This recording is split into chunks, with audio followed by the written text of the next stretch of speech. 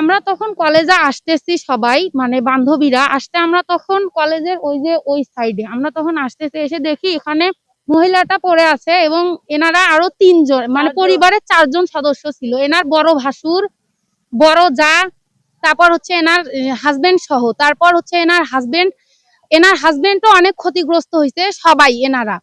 পরে এনার হাজবেন্ড বলছে যে ইনিও পানি খাইতে চাইছে, উনি তখন একদম মারা যায় নাই, পানি খাইতে চাইছে। পরে আমার এক ফ্রেন্ড, ওনারা আবার পানিও আনি দিচ্ছে খাওয়ার জন্য, পরে পানি খাইছে।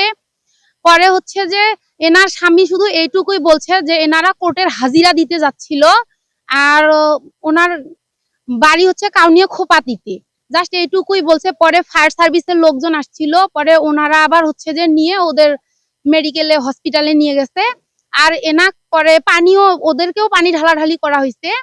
পরে হচ্ছে এনাক এই জায়গায় পানি দিল, পরে মারা গেল। পরে ইনি তো এখানেই মারা গেছে। পরে হ্যাঁ, ওনারা গুরুতর অসুস্থ, ওনারা এখন হসপিটালে। প্রায় প্রতিনিয়তই এই রোডটায় অনেক অ্যাক্সিডেন্ট হচ্ছে।